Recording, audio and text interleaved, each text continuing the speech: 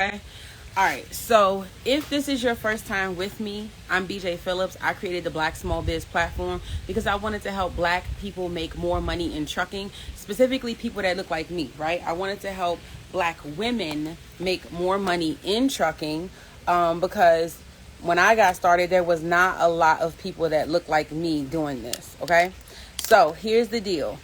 I'm going to run through these 7 steps.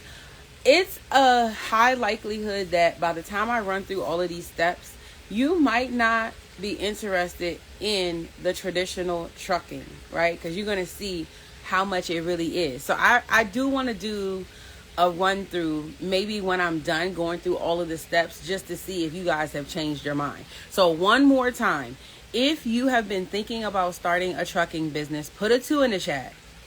Okay, and I'm gonna see once we go through these 7 steps if you guys are still putting those 2s in the chat. The thing is, a lot of people are encouraging people to get into trucking, but they're not painting a true picture. They're not painting the full picture of what it takes to get started and to maintain that trucking business. So I'm gonna give you guys these 7 steps and we're gonna go through it. Okay, so step number 1. Okay. I will say this. Yes, these steps are in order, right? But there's going to be some jumping around. So that's why you got to pay attention, because there are some things that if you do them out of order, it's going to make the process to start your trucking business a little bit harder than what it really has to be. Okay. So, what I'm going to do is I'm going to go through the steps, and if you have questions, we'll go over it as many times as we need to. All right. So the first thing that you have to do, and even though it sounds, oh my God, this is so simple, the first thing you have to do is you need to figure out what the name and structure of your business is going to be. Okay.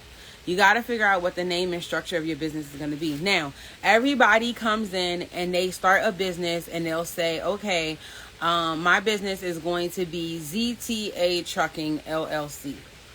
All right. That's pretty much what everybody does. If you can agree, put a 4 in the chat. Everybody comes in, they do, ZTA Trucking LLC. Listen, number 1, by putting the word trucking, transportation, logistics, and stuff like that in the name of your trucking business, you are automatically making it harder for yourself to get business credit. Just letting you know. Now, are we going to talk a lot about business credit today? No, but that's just one thing to think of when you're choosing the name of your business, okay?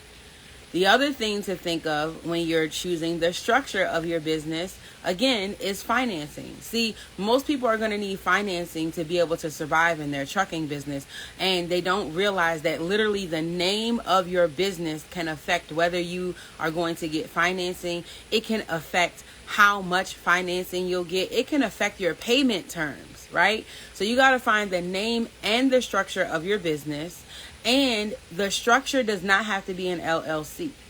Depending on what you have going on, depending on what other businesses you own, depending on what assets you own, all of that stuff, it could make it so that structuring your business as an LLC doesn't even make sense. But everybody's doing it because everybody else is doing it, right? So what I need you to do is to do a little bit of research. First thing is, try your best not to put those buzzwords in it, trucking, LLC, dispatching, and all of that. I'll tell you the third reason why I don't want you guys to do that is because you might end up changing what you do with this business. And you have done all of this work and you set this business up, and maybe you're not going to run a truck like you plan to. Maybe you're going to do something else within the industry, and now you got this business and it's called trucking. Like, come on. Like, make this thing easy for yourself, okay? So that was number 1, all right? Now, put a 2 in the chat. If you're still with me, we're going to move on to the second step, okay? The other thing is, when you figure out what you're going to name your business, you also need to make sure that there's no other businesses in your state with the same name.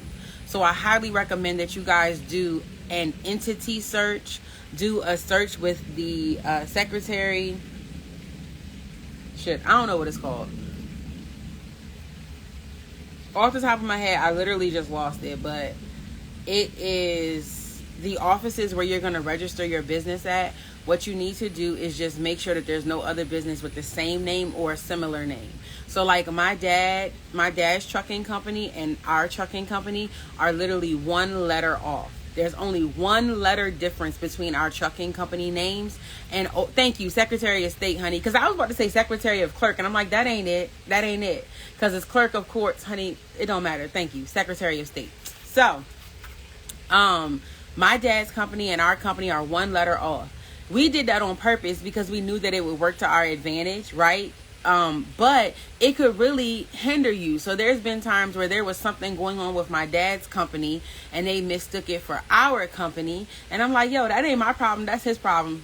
Run me my money, right? So make sure that your name is unique enough that it will not be confused with another company, because that could really work really badly in your favor. Okay, so moving on to the next thing is, once you have figured out how you're going to structure your business, and once you have determined what the name of that business is going to be, now you got to actually register it with your state, right?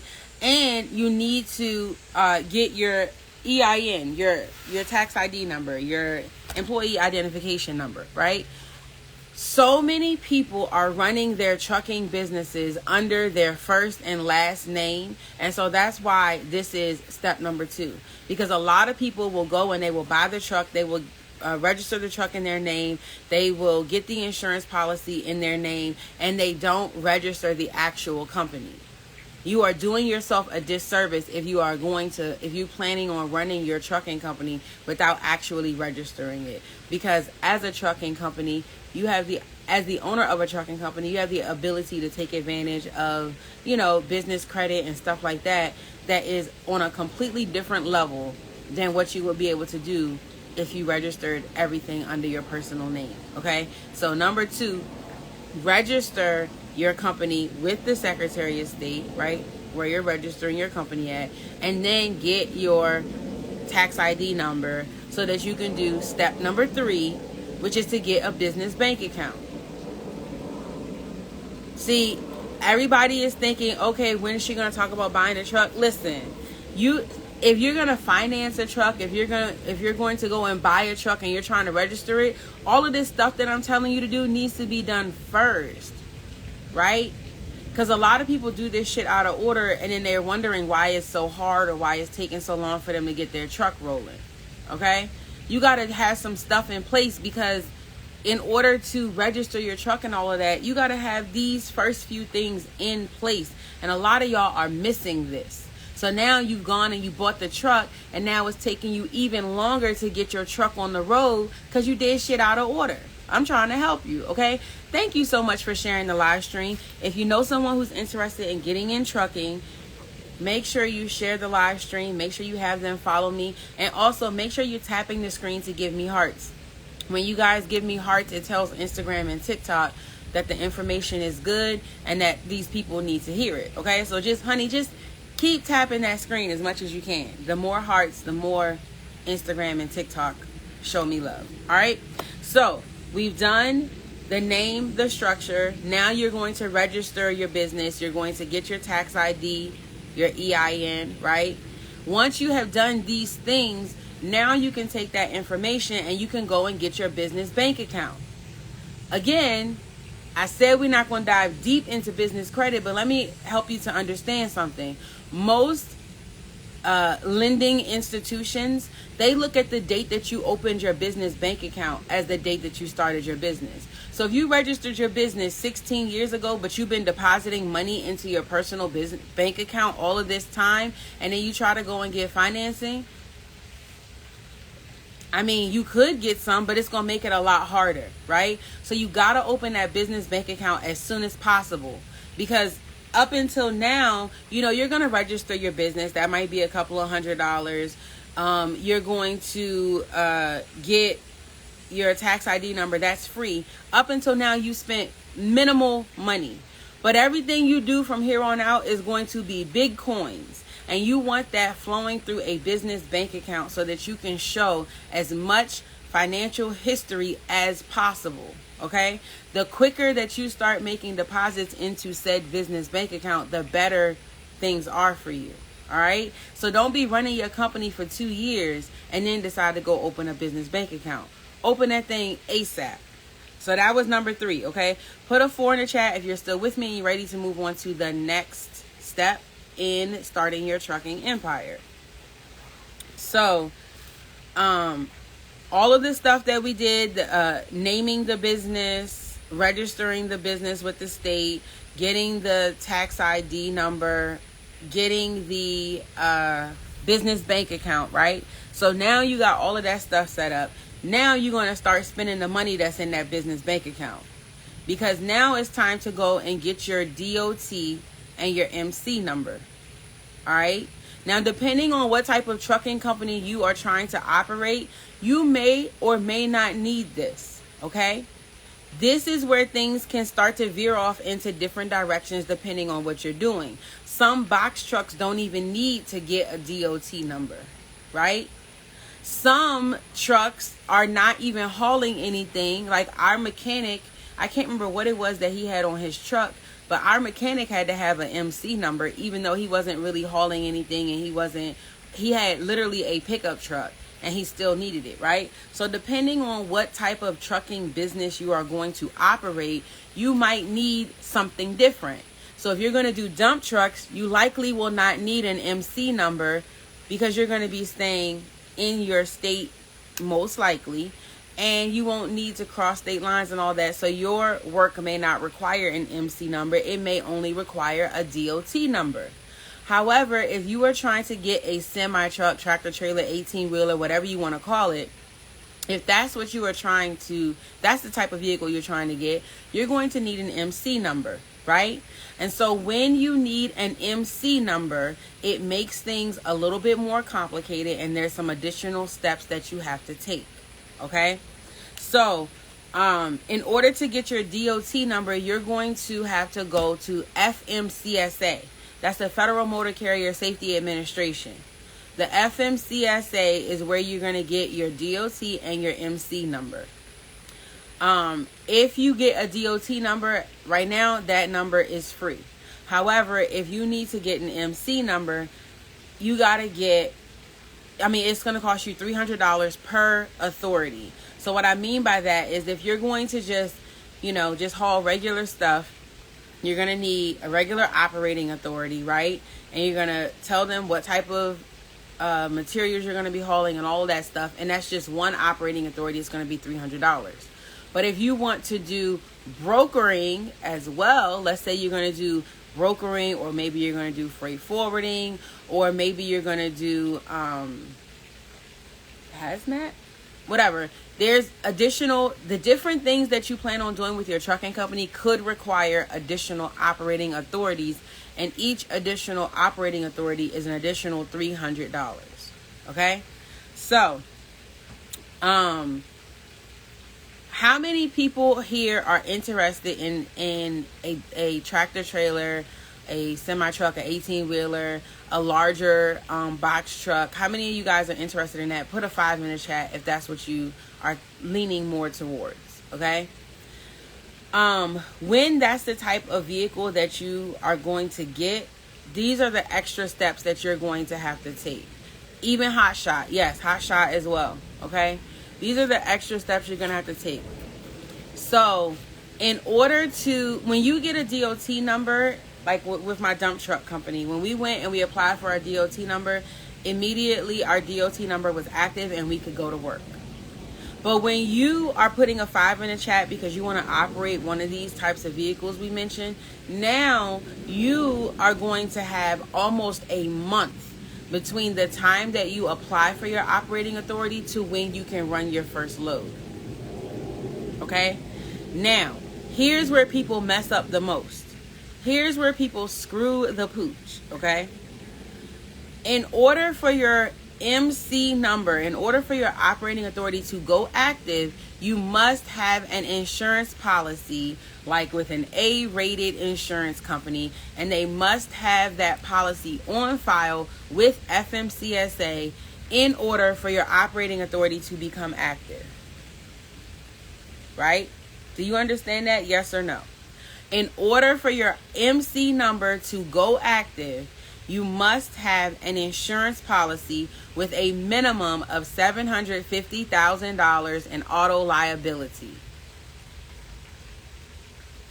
A lot of people go, they get the operating authority, and then they go that whole 21 plus days and they have not secured the insurance policy. So DOT can start looking for that insurance policy like 21 days into this process. And you ain't got your insurance policy on file. Now your operating authority is not about to be active, and you're going to start a whole different time clock, right? So it's important to understand that step number 4 and step number 5 that I'm about to share with you guys, which is the insurance policy, those things are going to work in connection. And honey, you got to finesse this situation. All right. So I'm going to give you guys all right, if you follow me for a long time, y'all know when I start pausing and start looking off, I'm kind of thinking like, how can I word this creatively? Basically, I'm trying to show y'all how to get the most bang for y'all buck without necessarily crossing that line over into breaking the law. Okay, so here's the deal. Here's how you got to do this. If you put a 5 in the chat, when you go, let's say you apply for your operating authority on September 21st. September 1st, not September 21st. Let's say you apply for your operating authority on September 1st. Okay? By September 21st, DOT is going to start looking. They're going to, the opportunity for them to start looking to see if you have insurance on file is going to pop up. The average person is going to go on September 1st. They're going to apply for the operating authority. On that last page is going to say you need a minimum of $750,000 in auto liability insurance in place. And they're going to go and they're going to find an insurance policy and they're going to put it in place on September 1st. Now what's going to happen is their operating authority is not going to become active until the end of September, somewhere between the 21st and the 30th, right? Now, if you paid for your insurance policy on the 1st, that means that it's likely that your first month payment will be due before you ever run a load. Does that make sense? Yes or no? Let me know in the chat. Give me some hearts if that makes sense. Tap the screen if that makes sense. If you decide to get your insurance policy that first day that you apply for your operating authority, September 1st, by that first month, by October 1st, your next payment will be due and you likely will not have been able to run your first payment. So now you talking big money because you talking likely a truck payment is, you already done made one maybe. Now you about to make another truck payment, right? And then you are going to have to pay your first month of insurance, right? So you got to time this shit properly. So I recommend that instead of signing up for your insurance or putting your deposit down on the 1st, wait closer. Me, I'm a crazy person. I harass the hell out of DOT. I called them so many times, like, when are y'all going to be checking to see if my insurance is in place? And they told me, you need to have it in place at least by like 21 days because that's when they can start checking anytime after that. So your girl is going to wait till like 17 days in before I go and put my deposit down to start my policy. So that instead of my first insurance payment being due on the 1st, now it's going to be due in the middle of October, right? So don't get confused like, oh, I got to do this today. If you got it like that, you can. But if you're trying to keep as much money in your pocket as possible, which I recommend, because this business ain't no joke, okay? You're going to need them coins. You're going to need liquid coins. That's how I recommend you do it. So just a reminder, steps 4 and steps 5, very close together. Step 4 is to get your DOT and your MC operating authority. And you got to secure the proper insurance policy. However, let's talk about this insurance policy. Okay, so we're on number 5. I saw a question about leasing on. I'll scroll back up and I'll get back to you. Give me a second. when it comes to your insurance policy, that $750,000 in auto liability, that is the minimum that DOT requires from like way back in like 1969 or some shit like that. Some numbers that don't even have anything to do with what we need today. Okay, now depending on what type of truck you're operating, depending on what you're hauling, that 750 might work for you. But for all of y'all that put a 5 in the chat, that $750,000 in auto liability is not even going to let you book a load, because most brokers, most companies, most shippers are going to require a minimum of $1 million in auto liability insurance. So before you go and get your quote for whatever DOT said, pump your brakes, because what you really need to do is figure out what companies you want to work for. And when you figure out what those companies are, you need to get a quote for what they require of you, because the company that you want to work for might require workers' comp, cargo, trailer interchange. They might require general aggregate, right? They could require you to have 6, 7 damn policies, and you only went and got auto liability. So now you only going to be able to work for people that's going to take 25% off the top of your ass, right? That's not what we're here for, okay? So if you are going to run a truck and you are going to get your own operating authority, you got to do your due diligence before you put that policy in effect, because you need to know what's required of you. Because you might go and get that estimate for $750,000 and say, ooh, my insurance is only going to cost me $700 a month, and this is great. But then when it's time for you to go get the real policies in effect, and it's time for you to get that work, now your policy looking like closer to $3,000 per month, and you can't afford it, and now you out here looking ignorant. How do I know? Because y'all booking consults with me, telling me this same sad story over and over and over again. So before you go and get the policy for what is said on DOT's website, because DOT don't give two shits whether you working or not, friends. They do not care whether you're working or not. The only thing they care about is that your truck is safe and that you're in compliance, right? They don't care if you're working. So if you want to be able to work with your operating authority, reach out, get the carrier packets, and figure out what insurance is required.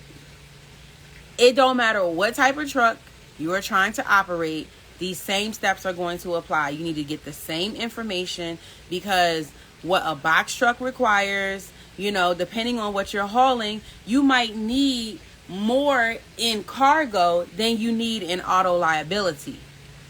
Right? It depends on your vehicle. It depends on the type of work you plan on doing. It depends on who you're going to work for, what your insurance coverages are going to be. And me and Renee could do the exact same work, but because I work for one other company, I might have more coverages than her. Does that make sense? So you got to do your research. Don't do what everybody else is doing. I almost said some real shady stuff. I'm just going to go ahead. I'm going to keep it moving. Okay? Y'all ready for the next step? It's number 6. Put a 6 in the chat. Let's see. The question was, what if you rent or lease trucks? I guess you're asking, do you have to go through all these same steps? It's going to be pretty much the same steps, because they didn't ask you that. We're not doing that today. They did not ask you that, okay? We're just going to answer the question that they asked, okay? And so if you plan on renting or leasing, which, as Renee Marie said, we do not recommend, if that's what you plan on doing, your steps are going to be still pretty similar. You're going to have a lot less profits. You're going to have some more bullshit, but it's going to be similar steps to get you started. But if you're leasing on, there's 2 different kinds of leasing, right? We're not talking about just leasing a vehicle. If you're going to lease on to another company and you're going to run under them, you're not going to have to get your own operating authority, but you're going to be giving them all your damn money. So we wouldn't recommend that either. Okay? All right. So number 6 is going to be registering your vehicle. Now, everything that we have done so far in steps 1 through 5 have led up to giving you all the information that you are going to need in order to register your vehicle. However, depending on which type of vehicle you have, you are going to need some different things. Thank you so much. Appreciate it. All right. So, the first thing I would recommend that you do is before you even go to purchase your truck, because see, let me close my computer on this one, because let me just tell y'all something. This where y'all really be effing up the church's money, okay?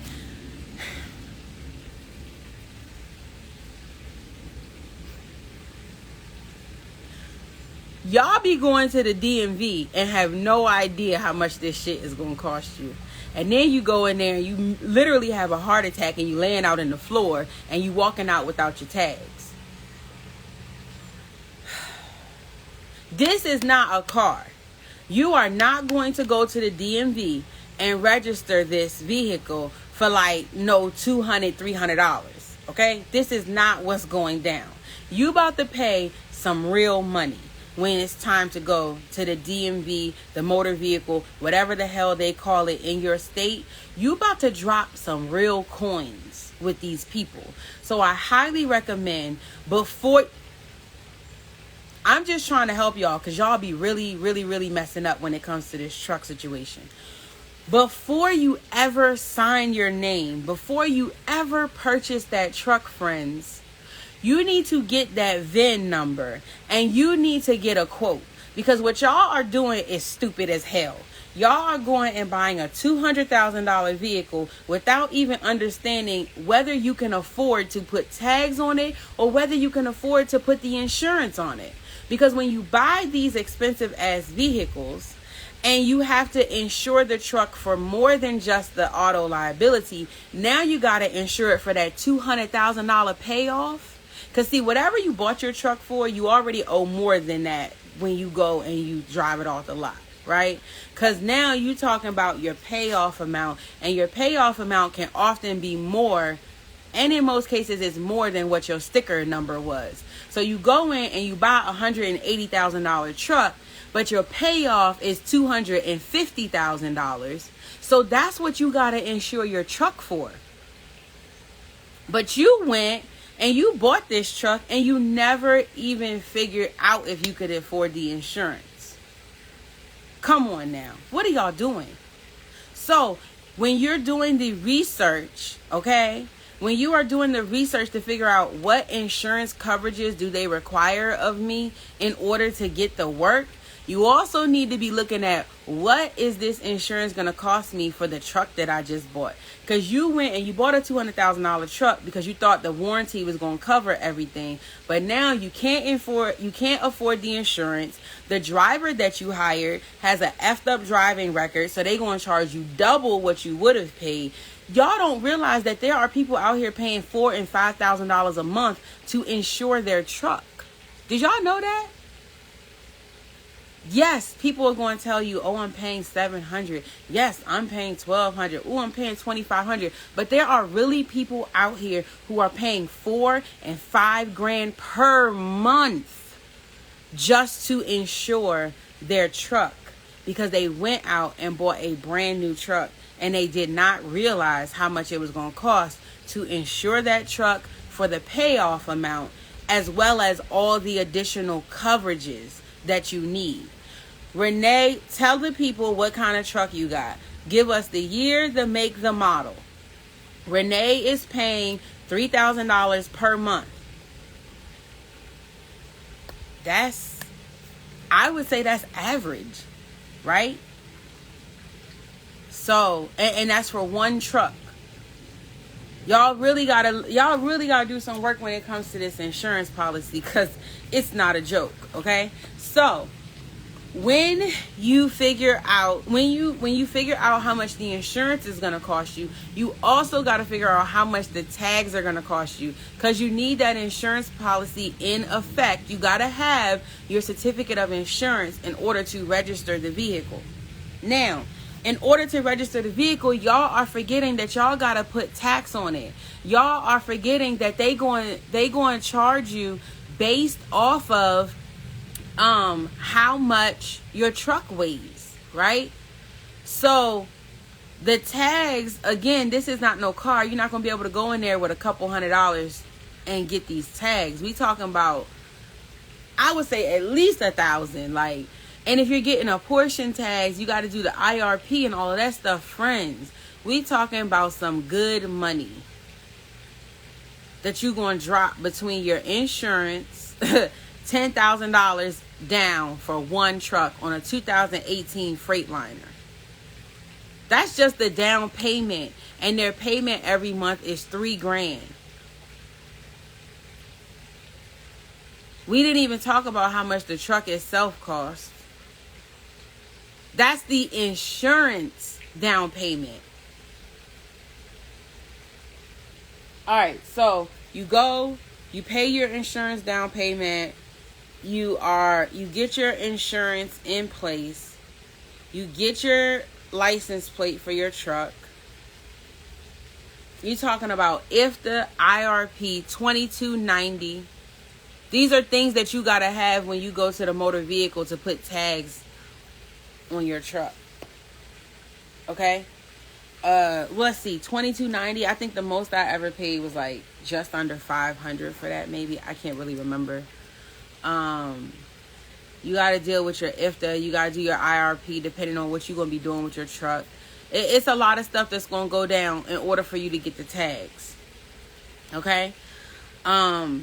Depending on your state, the tax is really going to eat you up. So if you're talking about like in Maryland, okay, let me just give you an example. In Maryland, we had 6% on tax. Oh, my computer didn't die. All right, so on a $180,000 truck at 6%, that was $10,800. Okay? That's $10,800 in addition. That was a dump truck. So when we did that, that was in addition to the $1,800 for the license plate per year. It was 18. Oh, they went up this year? All right. So it was 6 when I did it, right? So at 6% on $180,000, you're talking about $10,800.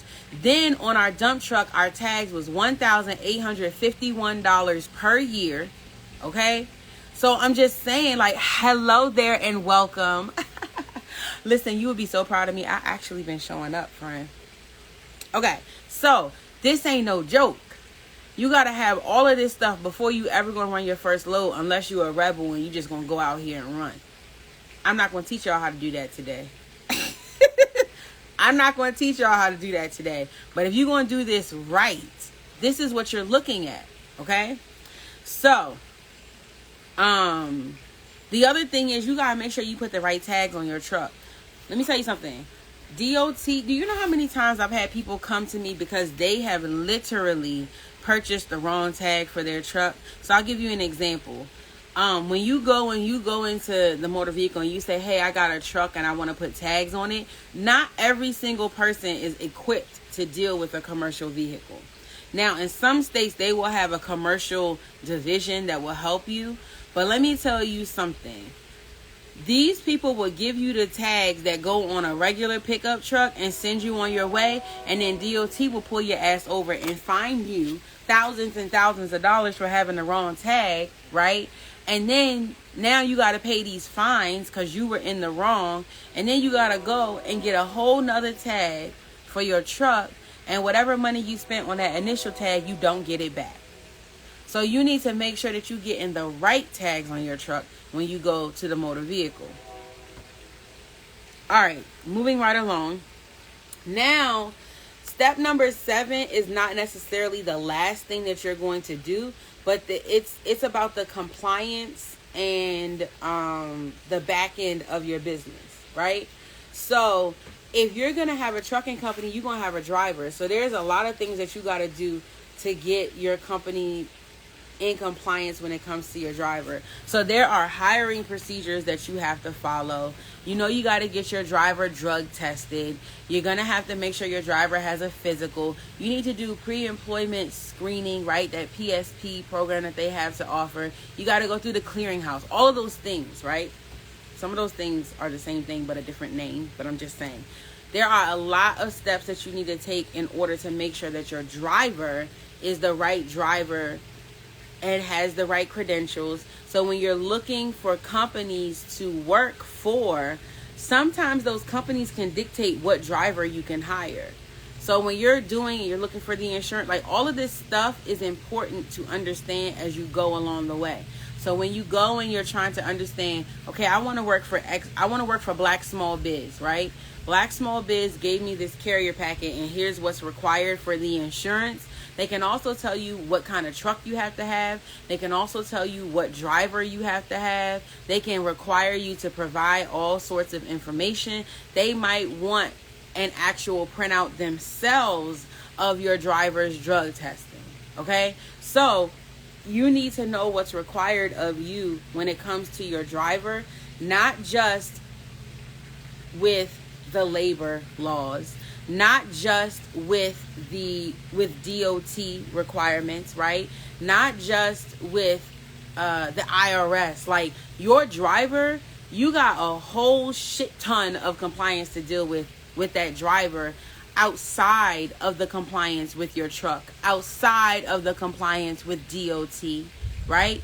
The other thing is you're going to need some sort of operations manual plan. You're going to need some sort of safety manual. Like there's stuff that you are going to need that technically speaking, you can start your trucking business and you can start running loads without it. But at some point it's going to come up.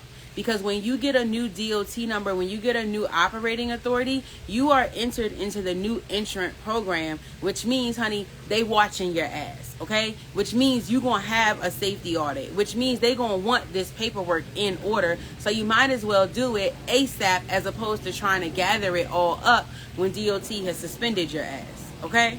So you got to do your compliance. You got to figure out all of that compliance stuff. And compliance is so huge, you guys. Again, you got to be in compliance with DOT. You got to be in compliance with your state's DMV, with the labor offices. You got to be in compliance.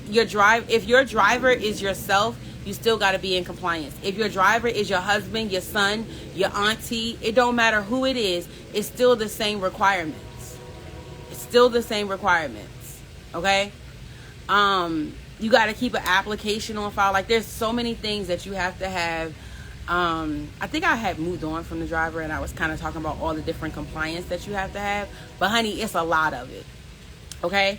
So there's also like your ELD. You got to make sure that you have that because you know the logs, okay? They want your hours of service. All of that stuff matters. You need to understand the hours of service requirements so that you can make sure that your driver is doing the right thing, because ignorance is not a defense when it comes to DOT, okay?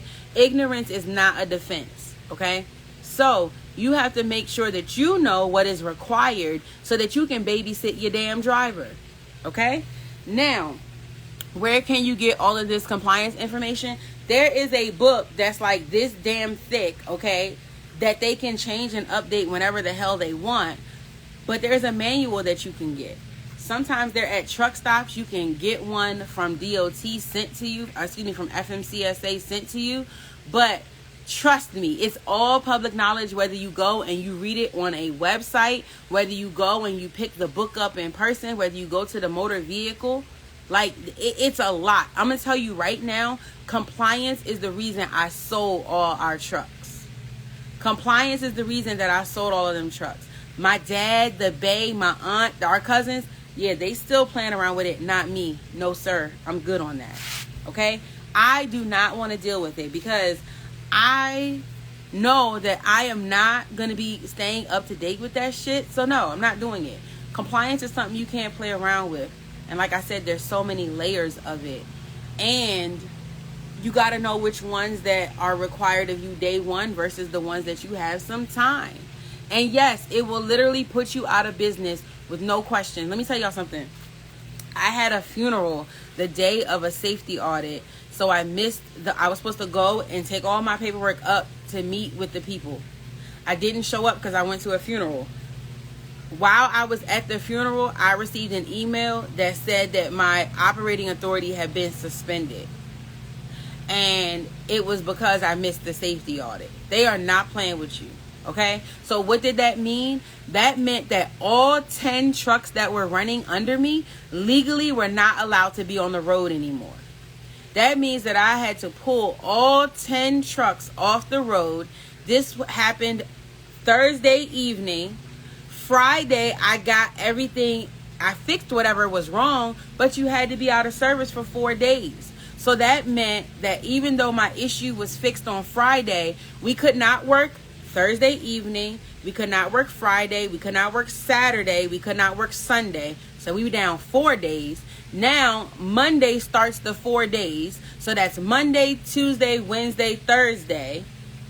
Thursday is when the 4 days was up. So Friday morning, my operating authority became active again.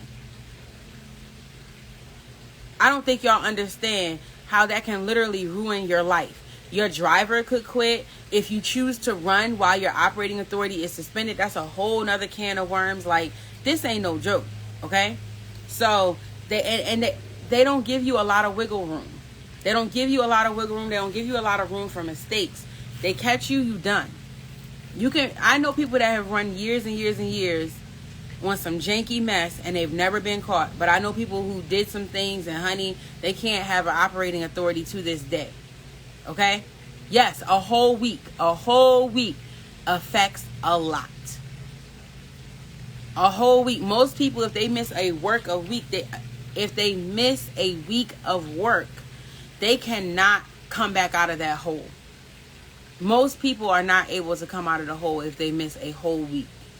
I have contingencies in place because I already knew that was something that could happen. So I didn't have to miss a week, but listen, that could have been really detrimental to my business.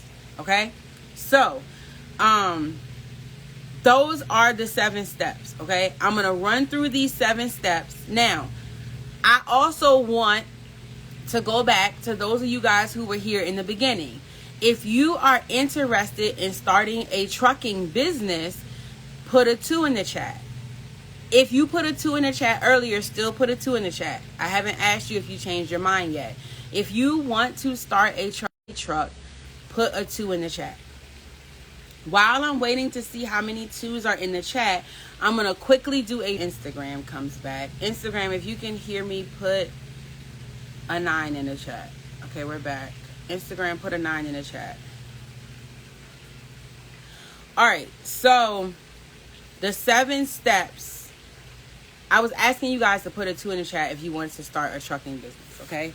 If you want to start a trucking business, put a 2 in the chat. Alright, so the 7 steps to starting your trucking empire are going to be: 1, to find your structure and your business name. Once you have that, you move on to step 2, which is registering your business with the state as well as with the IRS to get your EIN/tax ID number. Okay? Step 3 is going to be to open a business bank account. Step 4, you are going to register for your DOT and or operating authority. Step 5 is to secure an insurance policy. Step 6 is going to be to register your vehicle with the motor vehicle or DMV in your state. And then step 7 is going to be to make sure that you are in compliance with all of those different levels of compliance, and to also get your back end in order. 2 things I forgot to mention with your back end: you always want to make sure you have some sort of accounting software, and you also want to make sure that you have some sort of TMS, which is truck management software or truck management system, in order to maintain things. Okay? Just a little side note. So those are the 7 steps. Now, those of you guys who were here the whole time and you understand these 7 steps, and you see how much money it can take, and you see the drama that can come from it, how many of you guys are like, ooh, I don't know if I still want that truck? Put a 5 in the chat. If you had been thinking about buying a truck and knowing what you know now, looking at these steps and everything, and you're like, I don't know about that, put a 5 in the chat, okay? A lot of the times, people think that trucking is so easy because it's like, oh, I just got to go buy a truck and we got to run loads. We got to buy a truck and we got to book loads. But people don't understand how much is involved. And so what happens is they go out, they buy the truck, and then they try to fix things on the back end, right? And so I don't want that to be y'all at all. And so this is an example of why I created my Truckless Coins program. Several reasons. Number one, a lot of people think, okay, I want to do this trucking thing. And then once they realize what it takes, they're like, yo, never mind. I want you to understand that just because you don't want to go through those steps that we just went through does not mean that you cannot still make money in trucking. You can make money in trucking and you don't have to deal with all that drama that I was just talking to you guys about, okay? That's the first thing. The second thing is, because it's so expensive, because so many things can go wrong, like I mentioned, the safety audit and all of that stuff, the second reason why I created my Truckless Coins is because if you do decide to go ahead and buy a truck and go through all of those steps, you are going to need to pad yourself for success. Renee Marie was talking about how it cost her $10,000 just to secure the insurance policy. It also cost her $3,000 a month in order to be able to maintain the insurance policy. So you're talking about a lot of money that did not include her actually purchasing the truck. We don't know what kind of money she had to put down to purchase the truck. We don't know what her truck payment is. We just talking about one thing, and we're in 5 figures, okay? So if you, want to pad yourself for success to make sure, like, when these crazy numbers are popping up, you can actually afford it, you can add Truckless Coins to your trucking business. That's what we did. We were operating a traditional trucking business, and while operating that trucking business, we also included truckless income streams with our business, so that when stupid things would happen with our truck, whether it was the operating authority getting suspended because I missed the audit, or whether it was the truck breaking down or a driver quitting, there was always money flowing in because we had truckless money in, right? So if you do want to go the traditional trucking route, you can either get your coins up to actually be able to afford it by starting Truckless, or you can pad yourself for success by also including Truckless Coins. Now, Truckless Coins are ways to make money inside of the trucking industry without the headache of owning a truck, having a driver, or booking loads. Okay? Does that make sense? Yes or no? So now that I've shared the process, if you put a 5 in the chat because you're rethinking it, I highly recommend you click the link in my bio on TikTok or on Instagram and you check out my Truckless Coins program, right?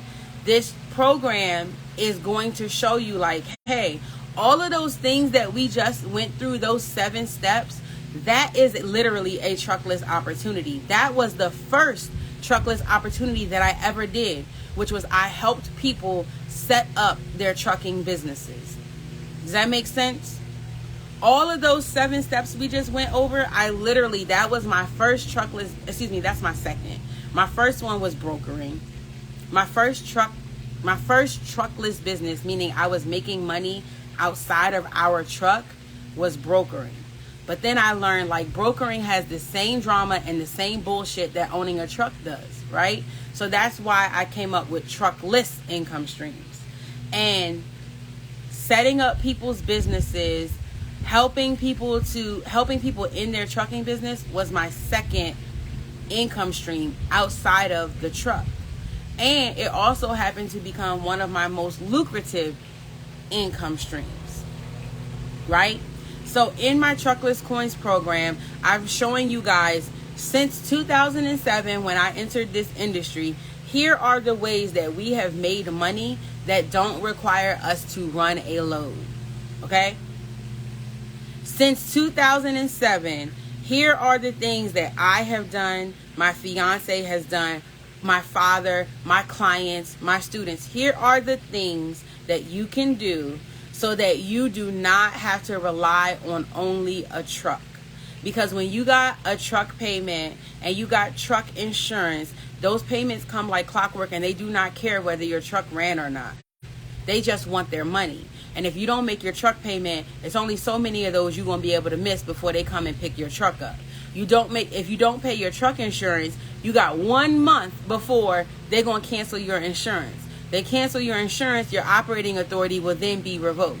Okay? So you don't have time to play around. You don't have time to be waiting for a load to get your money. You have to make money whether the truck runs or not. So if that is something that interests you, if you want to learn how to do that, click the link in my bio. My Truckless Coins program was originally $997. It's on sale for 90% off at $97 because I know y'all struggling. Either you in this because somebody told you could do this passively, or that this was easy and now you don't know what the hell to do, so you need to figure out other ways to make money to save yourself and to not lose all of the money that you've invested. Or you are about to invest a shit ton of money into getting into trucking and you really have no idea what you're doing, and you probably should consider going truckless first. Okay? I'm gonna go ahead and tell Renee Marie's business. They were in, what is it, like 30 some days they had been in business. They did, I feel like she said either $30,000 or $50,000. Either way, they saw no profit. I need you guys to understand that this business is not all that people make it seem like it is. It has a false sense of profitability. Meaning, yes, you are going to be able to, in a month, pull in 30, 50. We was pulling in $100,000 a month. Like it was nothing. However, you need to know how much money is going to come out.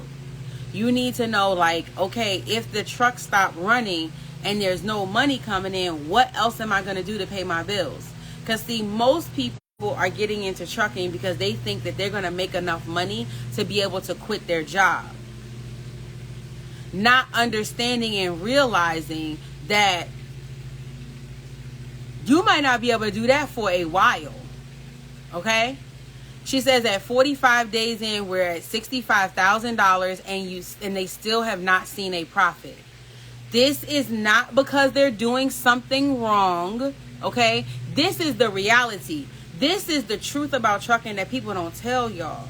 See, people got y'all thinking you're going to come in, buy a truck, and you're going to make a shit ton of money. Yes, you can make a lot of money, but you're going to pay out a lot of money. So, again, if you want to pad yourself for success so that, yeah, you could bring in $65K, but you can actually see some stay in your bank account, I highly encourage you to consider incorporating truckless income streams. And I say this every time I talk about this, but I'm going to ask this question, and you ain't got to answer it in the chat, but I just want you to think about it.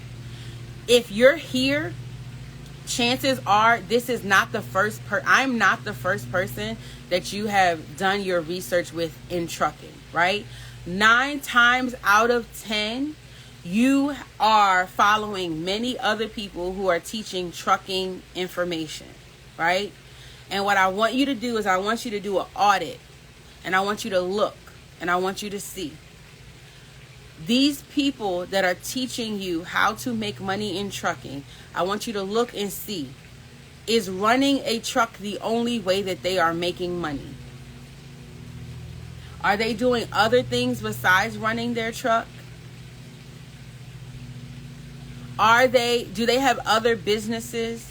Because 9 times out of 10, someone who is seeing the success that they want in trucking is doing a lot more than running their truck. Likely they have truckless income streams running in the background, or they got 2-3 other businesses running as well. Most people, when they tell the truth, when they are honest, what they will tell you is that they're pulling from their personal savings, that they're pulling from other businesses in order to finance their trucking business. So when you see people on the internet and you see these famous people and they're buying all these trucks, or you see these people with all this money and they say, oh, thank you. They say, oh, I'm going to start a trucking company. I got trucks. That's because them niggas got money to blow. Okay? They got money. So if their trucking business takes a loss, it don't hurt them. It helps them. Right? I got to sneeze. So at some point it's going to come. Somewhere between now and the next 20 minutes, I'm probably going to sneeze. Just bear with me. But do you understand what I'm saying? What's that guy? I think it was Lil Durk. There's this thing that went viral a couple months ago, and he's talking about how he has a trucking company and it's passive. Yeah, he can do that because he got money to blow. And if his trucking company takes a loss, that's good for him. He just needs the write-offs. Them drug dealers that got trucking companies, yeah, their money is coming from the drugs. They need to legitimize it somehow. So they got this trucking company that they keep having to sink money into. But let's keep it real. The average person who's trying to quit their 9 to 5 because they want to go and buy a truck, that shit is not going to sustain you. It's going to be a while, especially if you don't know nothing about this industry. There are people that come through the door and they have success, but at some point, the reality of this industry hits them in the face and halts them in their tracks. Okay? So, look at it and understand that all of these people you following are doing a hell of a lot more than just running their truck. And then I want you to come back and click the link in my bio and get the Truckless Coins program. Because 9 times out of 10, these people's program are only going to show you how to start that trucking business. 9 times out of 10, these programs are not going to show you like, okay, when that trucking business ain't making you no money, what you supposed to do? Okay, when that trucking business is bleeding your personal savings dry, when that trucking business is eating away at your 401k, when you have taken all of the equity out of your home and there's nowhere else to pull money from, now what? Because the only thing they're showing you how to do is to start that trucking business and to run that truck. But they don't tell you what to do when that truck breaks down, the driver quits, you get put out of service and all of that stuff. So I need you guys to pad yourself for success if this is really what you're going to do. Better yet, if you know that you're not interested in doing all of that stuff and you know you're not going to do all the work that it takes in order for you to run that safe and successful trucking business, just go truckless. It's easier. It's easier. Some of these truckless businesses end up making more than the people who are operating traditional trucking businesses. That's what y'all got to understand. That's why y'all see that post on my page where I said, okay, the lady from JB Hunt, she's on the Forbes billionaire list because she's running a trucking company. Well, number one, she's doing a million things in that trucking company. She's not only running loads. They got their own load board, y'all.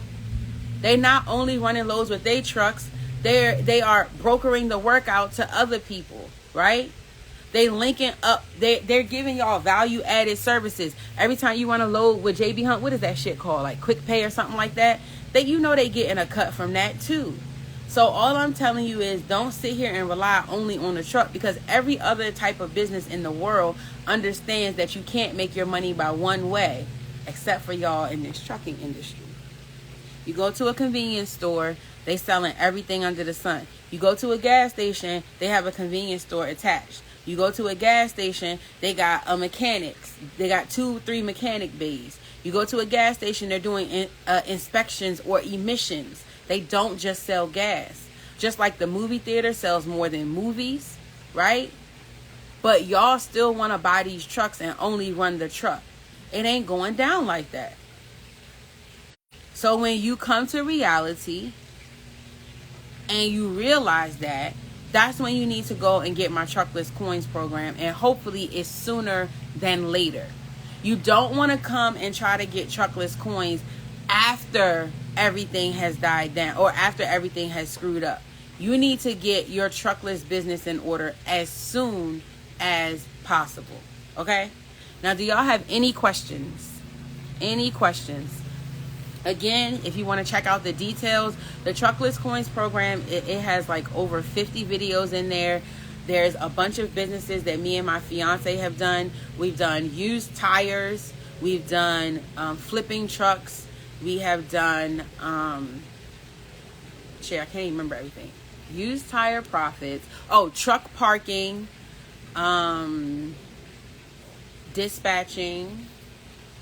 Listen, There's a bunch of different businesses. I went into detail, kind of, if you will, case studies of the different businesses or the different ways that me and my fiance have made money over the years. Plus, there's a list of over 100 plus ideas, truckless ideas of businesses that you can start that are related to the trucking industry. But more importantly, you're going to make money whether a truck actually runs a load or not. So click the link in my bio. It's 90% off, okay? 90% off, and it's $97. Like, I don't know what else to tell you. Brokering is better than dispatching because brokering puts you in control of the money. Dispatching, look, I don't have time to mince my words, okay? When you're dispatching, technically speaking, you're somebody else's bitch because you're not in control of anything. Your money, you the last person to get paid. Your pay depends on somebody actually paying you whatever they said they were going to do and all of that stuff, right? So brokering is better because you actually are in control of the money. If you want to do brokering, I have a link in my bio. My brokering masterclass is in my bio.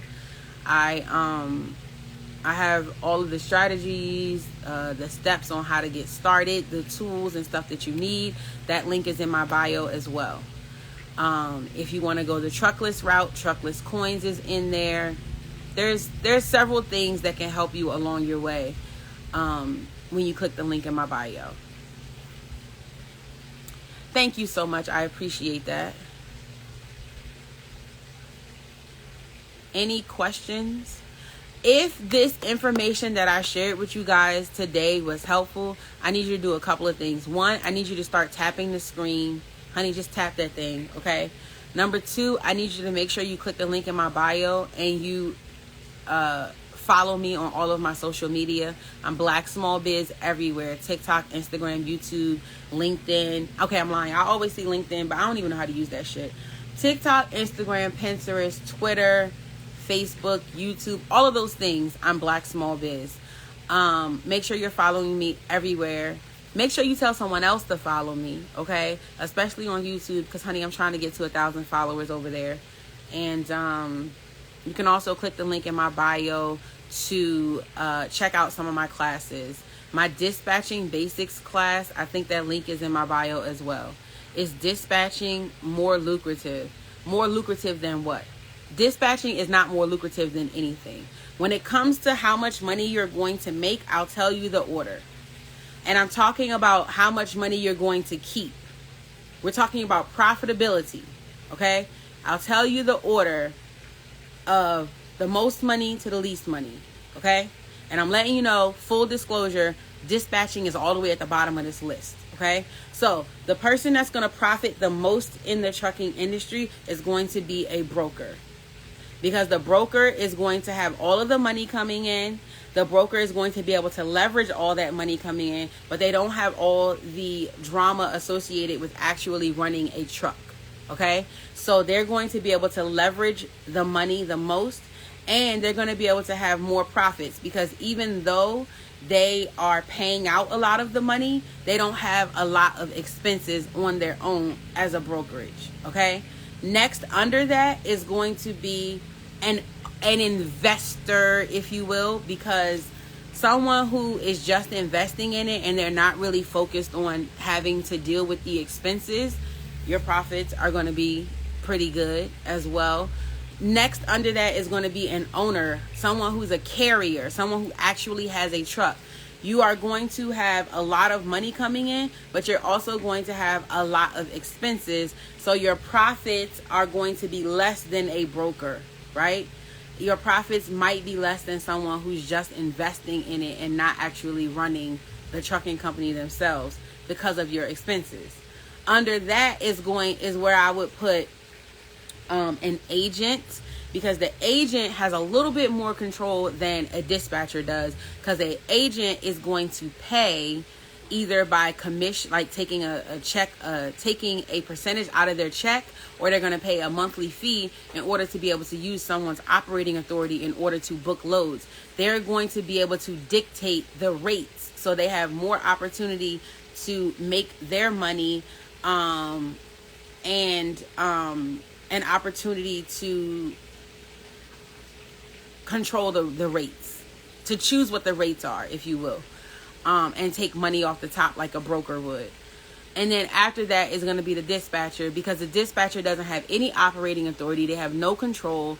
They can't force someone to take a load because it's those people's operating authority. They can choose to do whatever. And you just have to accept whether they're going to run that load or not. And then you get a percentage or a fee based off of how many loads you book or how much the load you book pays. Does that make sense? So really, in the grand scheme of things, a dispatcher is at the bottom of the totem pole because they have no skin in the game. None whatsoever. I just told you what's better. A broker. An agent has no control. An agent is one step from the bottom of the entire equation. The broker can leverage all of the money. All of the money flows through the broker's account so they can leverage that money. That is the only thing that I care about. At the bottom, as a dispatcher, as an agent, pennies are flowing through your bank account. As a broker or a carrier, all the money is flowing through your account. But as a broker, you get to keep more of the profits. As an owner or a carrier, you're going to have to pay out a lot that goes into your expenses. I would start truckless. Trucking is not easy. Trucking is hard as shit. If you don't know anything about it, if you don't have any relationship to the trucking industry, I do not recommend you go out here and buy a truck, period. You need to go truckless because you need to learn this industry. And you don't want to learn this industry by spending your whole life savings. You don't want to learn this industry by putting tens of thousands of dollars per month on the line. Do you have one-on-one mentoring? I do not have one-on-one. I have a small group mentorship program, but it's closed until June of 2023. I have a membership that has bi-weekly mastermind calls. But my mentorship is closed until June of 2023. I'm a driver right now and want to become a broker. Great. That means you have some knowledge, some connection to this industry. So click the link in my bio and grab my brokering masterclass, brokering 101 masterclass.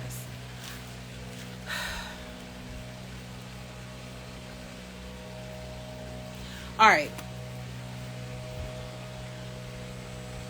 I don't know how to answer this question. All right, so the question is, or the topic is, the commenter has a company with their husband, right? They're owner-operator with their husband. And she wants to remove herself and become a broker, but I was told that's illegal.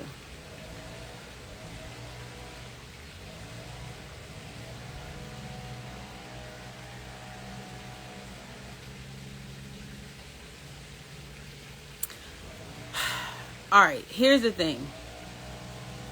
It can be frowned upon. Like, you're not supposed to have two operating authorities is basically what we're getting at. So if that's what you want to do, you need to make sure that every single thing that you do is completely separate. Meaning, you don't want to share an address, a phone number, a contact name. Like, you definitely have to keep everything completely separate in every way possible if you want to do that. Yeah, you're not supposed to have more than one operating authority. That's just what that is. But people do it. So it's not that it's illegal. It's just that you have to go about it the right way, because you can go and you can apply to be a carrier and you can apply to have a brokerage at the same time. Honey, I done paid the $600 to do so. But it's, can you get the bonding and everything that's required of you? Sometimes they don't like that when you already have a trucking company. I mean, you just got to be very careful. You would want to definitely speak with your insurance people thoroughly about what you plan to do. And when I call DOT, sometimes I call DOT and I don't necessarily tell them who I am or my DOT number when I want to ask questions that I know may or may not be frowned upon. Okay? What type of businesses in trucking are you currently doing? Currently, I do dispatching when I want to. I do invoicing, and I also do consulting. That's what I'm doing.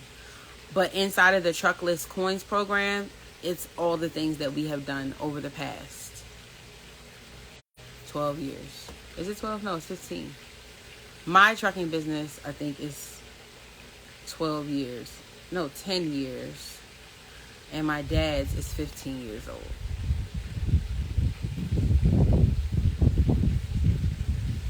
All right, listen, I thank you guys for joining me. I'm going to go ahead and end this live stream. I have a lot of things to do. Make sure you click the link in my bio. Grab my Truckless Coins program if that's your thing. Check out some of the details. There's a list of all of the different classes that are included in the Truckless Coins program.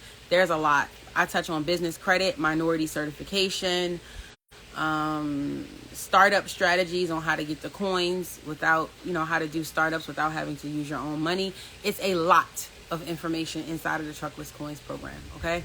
So click the link in my bio, grab it. It's 90% off. Make sure you're following me.